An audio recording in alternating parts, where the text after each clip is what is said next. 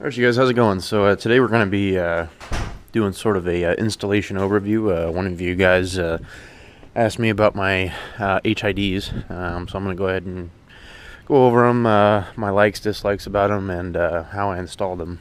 Pretty straightforward. They're a lot easier than the other set I had with my stock headlights. So we're going to go ahead and pop the hood really quick, and I'll show you guys what the HIDs are looking like. Alright, so we got the hood popped now, and I'll probably do this one since I know I have more room here. But anyway, these are still the Spider headlights. Haven't had any problems with these other than, you know, this little lens right here melting. This is before I put my HIDs in.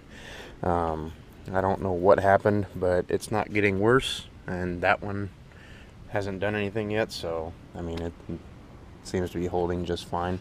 But and like in my Spider video, which I'll put a link to down below, the one complaint that I did have about this is that if you notice on your Ranger, if you still have stock headlights, you know that there's 3 posts that hold the actual headlight onto the frame.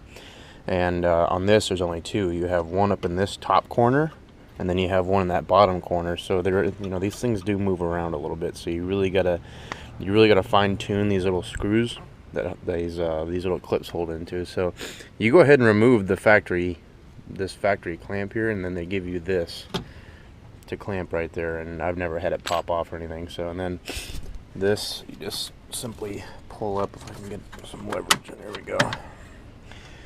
And so I'm gonna try and slide this out with one hand.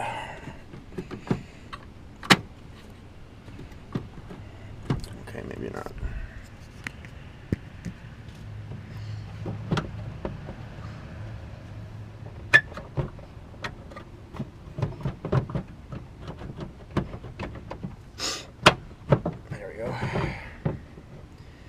So this is the headlight all popped out, and it's, you know, kind of a mess. I didn't really worry about tidying anything up with any zip ties or anything.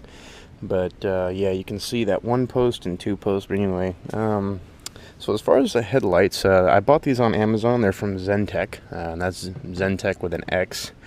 And they are 5,000 Ks. And if you do have these Spider headlights, maybe I should have done the other one. This one doesn't have a lot of room.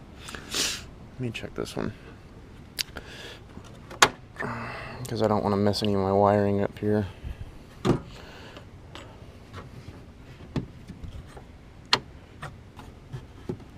You just got to get that. Hole lined up just right for this thing to slide out. There we go.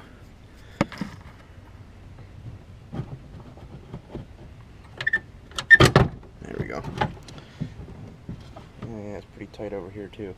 Oh, damn it. Anyway, so if you did buy these Spider headlights, you know that there's like a little clamp that holds, and this is an H1 bulb. So if you know, you enter all your stock information about your truck, there's gonna be messages everywhere on Amazon saying this will not fit your truck. But you just have to remember that these Spider headlights hold H1 bulbs, both for the low beam and the high beam.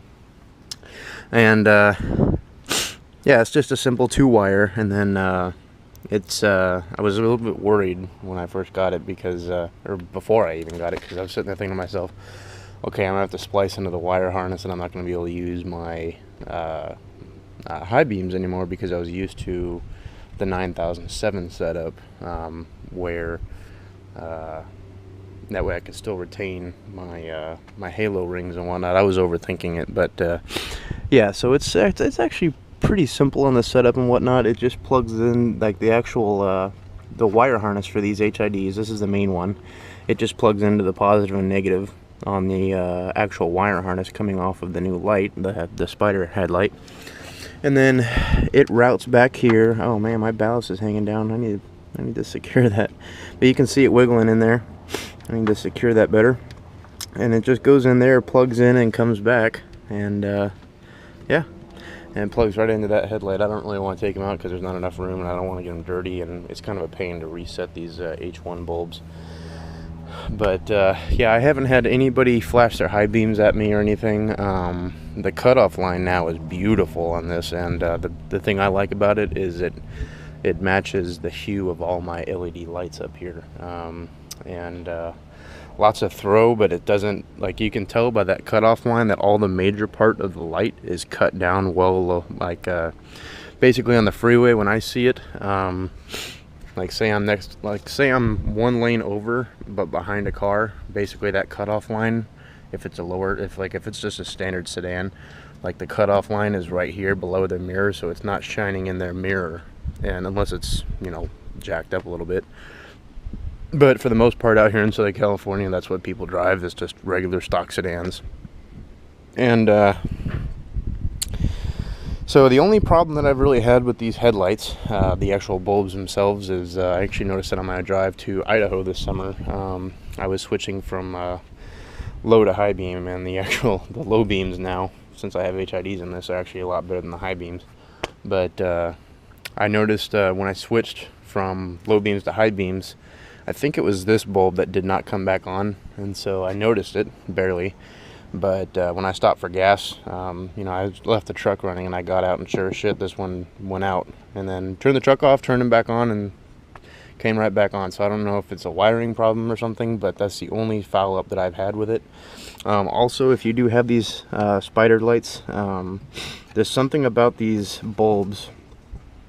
It is a plastic housing around the actual bulb that holds it in, and but you have this little metal wire retainer here, and I actually had to bend that little hook bracket because it's, you know, this thing is a different size. Like, I don't know why, but it is a little bit different size than what came in this headlight from Spider.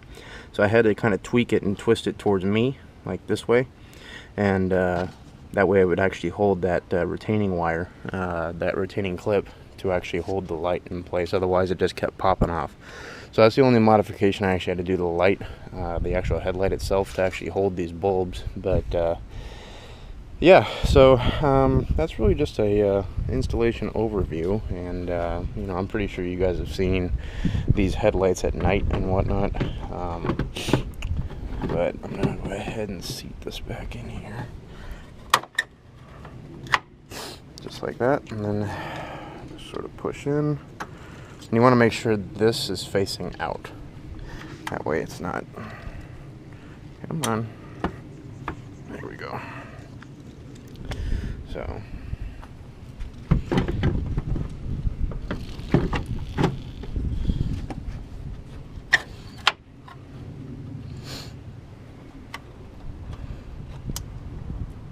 And the warm-up time on these it's really not that bad.